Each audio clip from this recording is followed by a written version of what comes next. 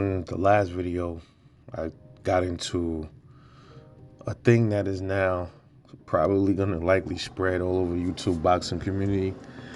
It's regarding Sebastian Fundora's win against Erickson Lubin, and now people are starting to come out and talk about how Sebastian Fundora's gloves may have been loaded or tampered with because of the damage that he did to Erickson Lubin's face and shoulder.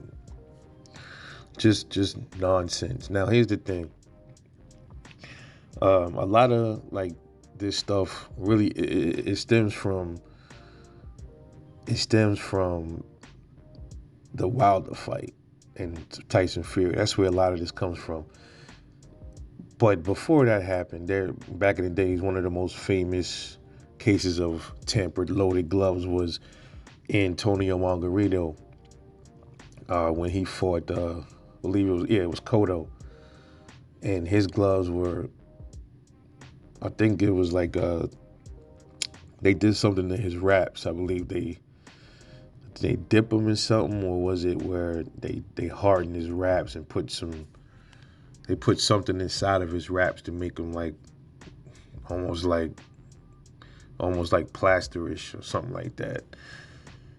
And you seen the face of Cotto after the fight didn't nearly look as bad as Erickson Lubin's face, though, might I add. But that is where a lot of it comes from. There's been a lot of instances in boxing when it came to gloves and things. I'm not going to really get into all that stuff, but read the most recent case, regarding this is Tyson Fury's gloves. Everybody coined it as Glovegate. And here's the thing, man. I'm not gonna make this too long. What gets me is we know who started that Glovegate shit when it comes to Fury and Wilder. You already know what YouTube gang of boxing channels started that. But the sad part about the Fury and Wilder Glovegate was, not only did they say Tyson Fury's gloves were loaded, they also tried to blame it on Mark Breland. And that's crazy.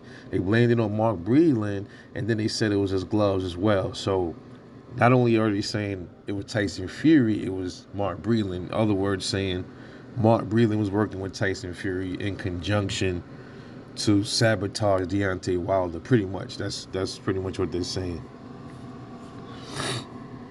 Meanwhile, that stuff is illegal. Never any charges brought up against Tyson Fury. No charges brought up against Mark Breland. That's like things like that is like a stain on boxing, man. You got to be able to really officially prove something like that. See how they proved it with Margarito? All right, when you are caught doing stuff like that, like when it's a definite thing, prosecute these motherfuckers to the fullest extent of the law, bro, because that's dangerous. But it was never like they couldn't prove to me. I didn't see any proof when it came to the Wilder and Fury thing.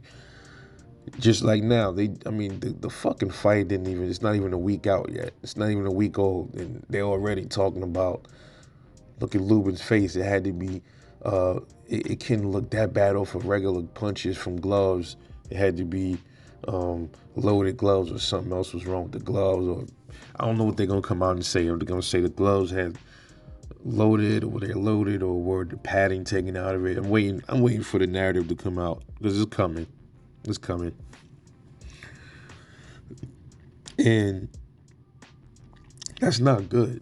That's not good for boxing. Because look, let's just say this weekend we got Errol Spence Jr. versus Udinese Ugas. Let's just say, see, the narrative pushers, man, they don't like when either they try to make it.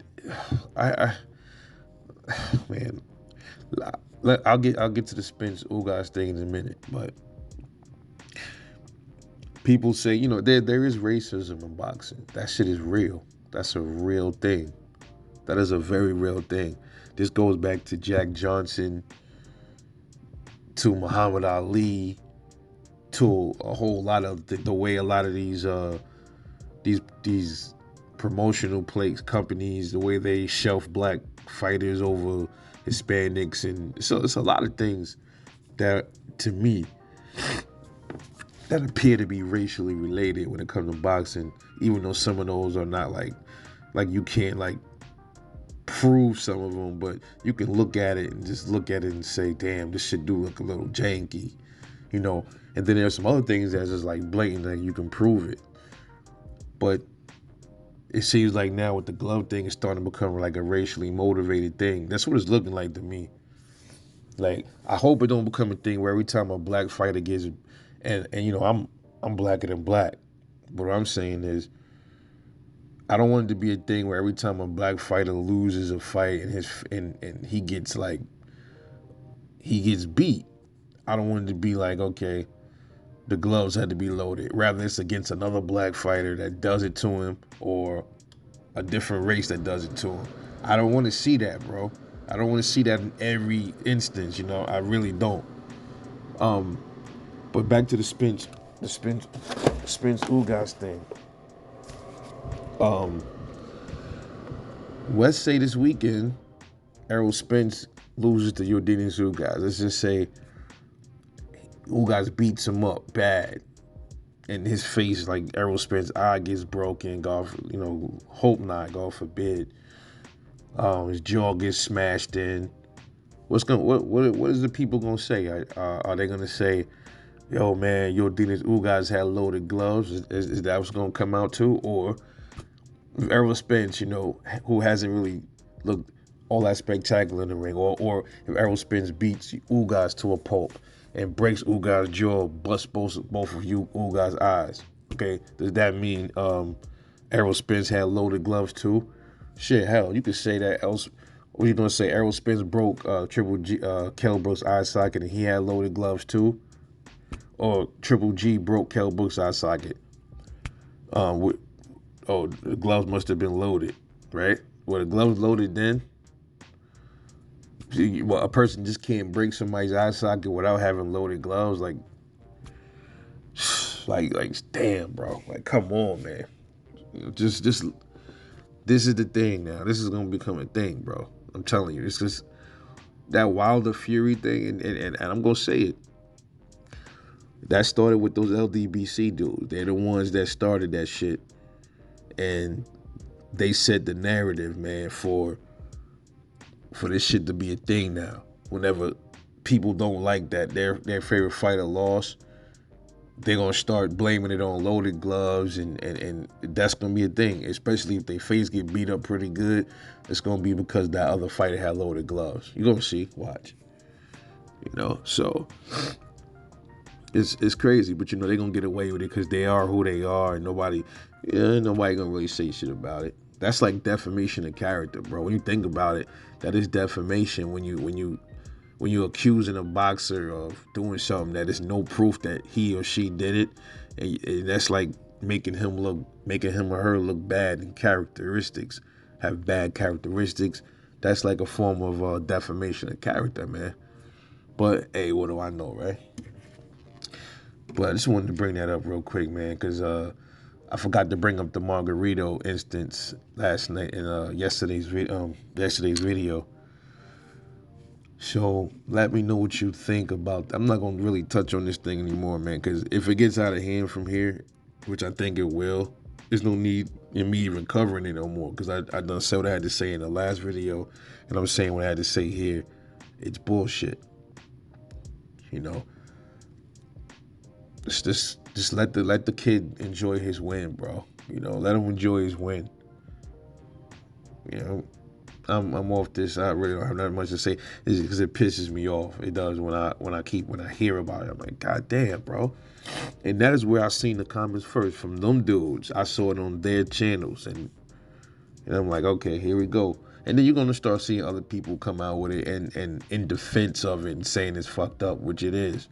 So I think any channel that is responsible channel and they love boxing, they should come out and just be like, look, man, you can't put that jacket on the kid and it's not proven. It's just fucking 2 days ago. You know, come on. But hey, like and subscribe, man, for more raw content. Support the channel. This is Rebel Life. I'll see y'all later on the next one, and I'm out.